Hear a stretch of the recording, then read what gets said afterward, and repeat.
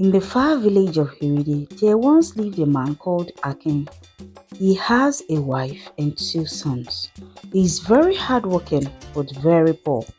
He is a professional cloth weaver, but he has very few customers who don't pay him well. So he does different kinds of odd jobs to feed his wife and two kids, but what he makes is never enough. His wife, Wumi, supports him from a basket weaving business, but he always complains about how his friends are doing better than him, despite the fact that they are not as half as hardworking as he is. His wife would always tell him to stop comparing himself with others and focus on his job. But Akin would always go on and complain. One day, he sat his wife down and told her that he was going on a journey to learn a trade in a big city or find out how to make money. His wife preached the importance of patience to him.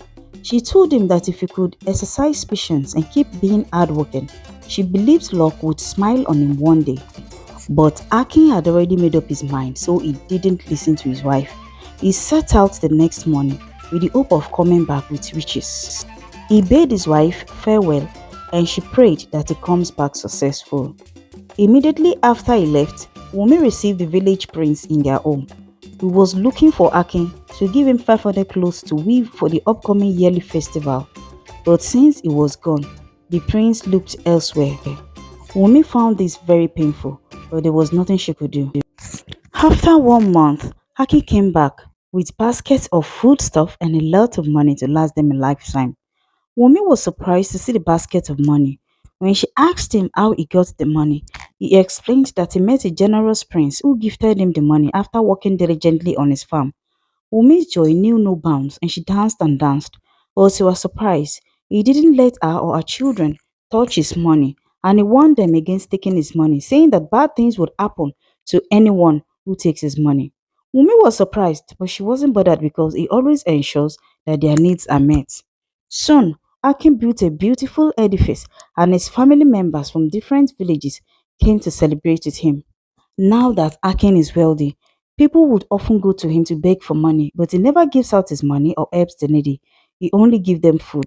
One day, a sick woman who is a family member was brought to Akin, but he told them that he doesn't have any money to give them. The people pleaded and pleaded, but Akin remained adamant. The people later left with the woman and she died on the way. Akin's family members vowed never to go back to him after this incident. Wumi was not happy with her husband's nonchalant attitude and the way he treats people around him, including her. So she asked him why he doesn't give anyone his money, but he replied that no one helped him when he was poor. So he has decided not to help anyone too. Hagen also added that he owns the money and can do whatever he wants with it. Wumi also found out that Akin has many concubines now that he has money. They were disguised as customers, but Wumi found out from the workers that they were Akin's girlfriends. This was heartbreaking for me, but she decided that she wouldn't ask him any questions anymore or bother about his lifestyle. So she worked very hard and took care of her children from the proceeds of her business. 2 years later, Akin's second child fell ill and he was transferred to a general hospital in the city. He has an appendix and the doctor asked him to make a deposit for the surgery. Wumi asked Akin to quickly make the payment, but Akin was busy with one of his concubines who picked the call and asked her to stop calling him. When he finally came the next day, she asked him to make the deposit for the surgery to commence, but he sat down there looking confused. He lied to her that he doesn't have any money because he hasn't made sales that week. After waiting for him to make the payment but he refused, Wumi went to her family and begged them to help her. She got the money after 2 days, but it was too late and she lost her son. Wumi was devastated. She went back home, picked her only surviving child in her bags, and left before Akin got back to the house. Wumi stayed with her friend and mourned her dead child for weeks. She became a shadow of herself and could barely function. One day, a friend got her a basket weaving contract, and soon she became well known because she is the only basket weaver in that community. She soon became very rich and built a house and she moved in with her son. 3 years later, Wumi was getting some items in the marketplace when she saw a man standing beside her. He begged to help her carry her goods and she accepted. As he lifted the goods and turned to leave, Wumi found out it was her ex-husband, Akin. She was shocked and surprised. He looked very tattered and unkempt. She took him up and asked him to freshen up. Then she asked him what happened.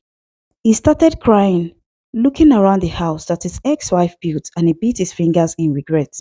He opened up to Wumi that when he traveled and came back with bags of money and clothes, he did not meet any prince.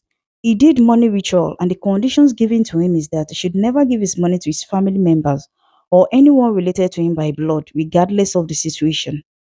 He explained that he was severely warned by the old man that if he gives out his money to his relations, he will become poorer than he was in the past.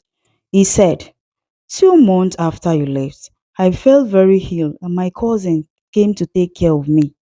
Days later, I found out he stole my money, but when I tried to collect it from him, he could only give me some of it.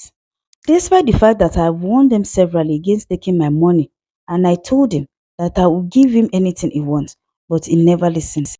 I lost everything a few weeks after I got well, and when I went back to the old man who did the ritual, he said I can never be rich again. Right now, I'm homeless and without any job. He broke down in tears and Wumi wouldn't stop crying. He apologized for treating her badly and asked her to come back to him. Wumi then explained that if he had been patient and waited like she suggested, he wouldn't have missed the big contract that the prince brought the day he embarked on the journey that destroyed his life. When Akin heard this, he bit his finger in regret. She sent him out of her house, heartbroken that he could be that cruel to watch their child die just because he doesn't want to become poor. What do you think? Did Wumi do the right thing? This story teaches us to always wait for God's time and never to be desperate because your open door may be close by. Let me know what you think in the comment section. Thank you. See you next time. Bye.